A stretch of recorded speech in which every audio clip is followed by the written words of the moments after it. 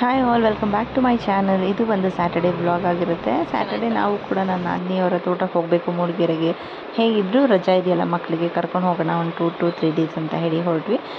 ಬ್ಯಾಂಗ್ಳೂರಲ್ಲಿ ನಾವು ಇವಾಗ ಇಬ್ಬರೇ ಇರೋದು. ನನ್ನ ಮಕ್ಕಳೆಲ್ಲ ಹಾಲಿಡೇಸ್ ಅಂತ ಹೇಳಿ ತಾತ ಅಜ್ಜಿ ಮನೇಲೆಲ್ಲ ಆಟ ಆಡ್ತಾ ಇದ್ದಾರೆ. ಹಾಸನಲ್ಲಿದ್ದರು, ಊರಲ್ಲಿದ್ದರು, ಊರಿಂದ ಹಾಸನ್ಗೆ ಹೋಗಿದ್ದಾರೆ. ಅದಕ್ಕೆ ಇವಾಗ ಹೋಗೋಣ ಅಂತೇಳಿ ಬೆಳಗ್ಗೆನೇ ಹೊರಟ್ವಿ. ಇವತ್ತು ನಮ್ಮ ಮಕ್ಕಳದು ಆ್ಯನ್ಯುವಲ್ ರಿಪೋರ್ಟ್ ಇಸ್ಕೋಬೇಕಾಗಿತ್ತು.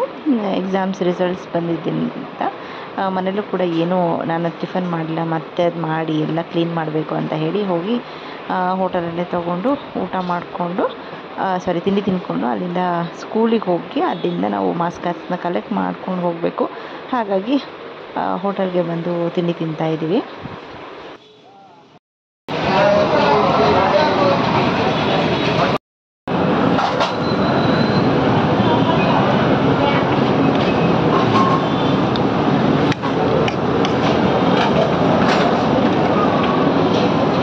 ತಿಂಡಿ ತಿಂದ್ಕೊಂಡು ಇವಾಗ ಸ್ಕೂಲ್ ಹತ್ರ ಹೊರಟ್ವಿ. ಸ್ಕೂಲ್ ಹತ್ರ ಹೋಗಿ ಮಾಸ್ಕರ್ಸ್ನ ಕಲೆಕ್ಟ್ ಮಾಡ್ಕೊಳ್ಳೋಣ ಅಂತ ಇಬ್ಬರು ಕೂಡ ಅಷ್ಟೇ ಸ್ಕೂಲ್ ಹತ್ರ ಬಂದಿದ್ವಿ. ಇವಾಗ ಇಬ್ಬರು ಕೂಡ ತುಂಬ ಚೆನ್ನಾಗಿ ಮಾಡಿದ್ದಾರೆ, ಖುಷಿ ಆಯಿತು. ಮತ್ತು ಅದಕ್ಕೆ ಮಕ್ಕಳಿಗೆ ಹೋಗ್ತಾ ಮಾಡ್ರನ್ ಬೇಕ್ರಿದು ಹೋಗ್ತಾ ನಮಗೆ ಕೇಕ್ ತುಂಬ ಇಷ್ಟ ಆಗುತ್ತೆ ಮಕ್ಕಳಿಗೆಲ್ಲರಿಗೂ. ಅದನ್ನು ಕೂಡ ತೊಗೊಂಡು ಅಲ್ಲಿಂದ ಹೊರಟ್ವಿ. ತುಂಬ ಟ್ರಾಫಿಕ್ಕು ಏನೂ ಇರಲಿಲ್ಲ ಅಷ್ಟೊಂದು. ನಾವಿವಾಗ ಹಾಸನಕ್ಕೆ ಹೋಗಿ ಅಲ್ಲಿಂದ ಮಕ್ಕಳು ಅಲ್ಲಿರೋದ್ರಿಂದ ಅಲ್ಲಿಂದ ಕರ್ಕೊಂಡು ನಾವು ಮೂಡಿಗೆರೆಗೆ ಹೋಗಿ ಟ್ರಾವೆಲ್ ಮಾಡಬೇಕು.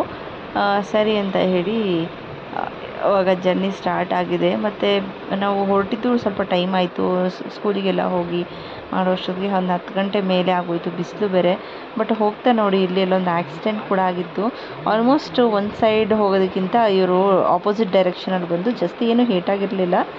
ಆಪೋಸಿಟ್ ಡೈರೆಕ್ಷನಲ್ಲಿ ಬಂದುಬಿಡ್ತಾರೆ. ಯಾರೂ ಕೂಡ ಹಂಗೆ ಮಾಡಿಬಿಡಿ. ಸೈಡಲ್ಲಿ ಅಟ್ಲೀಸ್ಟ್ ಸೈಡಲ್ಲಿ ಬರೋ ಥರ ಇದು ಮಾಡ್ಕೊಳ್ಳಿ.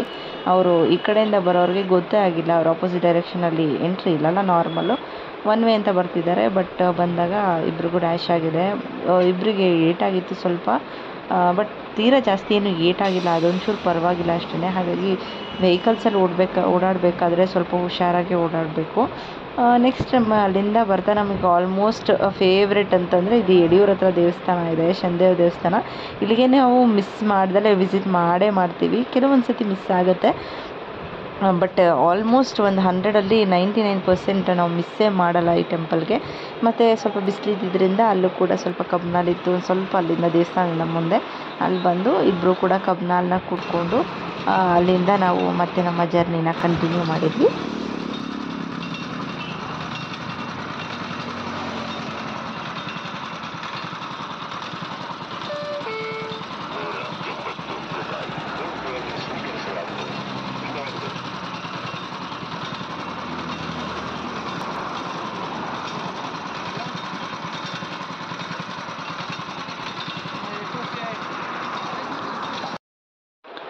ಹಾಸನ್ಗೆ ಹೋಗಿ ಹಾಸನಿಂದ ಮಕ್ಕಳನ್ನ ಕರ್ಕೊಂಡ್ವಿ. ಅಲ್ಲಿ ವೀಡಿಯೋ ಮಾಡೋದನ್ನೇ ಮರ್ತೋಗ್ಬಿಟ್ಟೆ ಮನೆಗೆ ಹೋದ ತಕ್ಷಣ.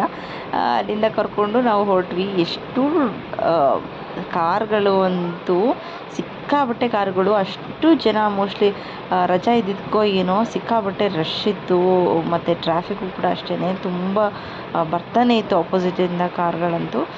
ಅಲ್ಲಿಂದ ನಾವು ಕೂಡ ಹೊರಟ್ಬಿಟ್ವಿ. ಬೇಗ ಹೋಗ್ಬಿಡೋಣ, ಮತ್ತು ನೈಟ್ ಆಗಿಬಿಟ್ರೆ ಅದು ಸುಮ್ಮನೆ ಓಡಿಸೋದಕ್ಕಾಗಲ್ಲ.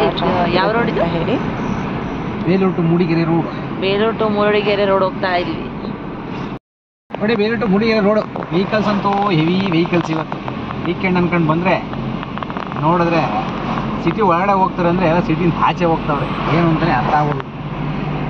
1 hour ಆಯ್ತಲ್ಲ, ದಟ್ಟವಾದ ಕಾಡು. ನಾವು ಹಾಸನಿಂದ ಹೊರಟು 1 hour ಆಗಿದೆ.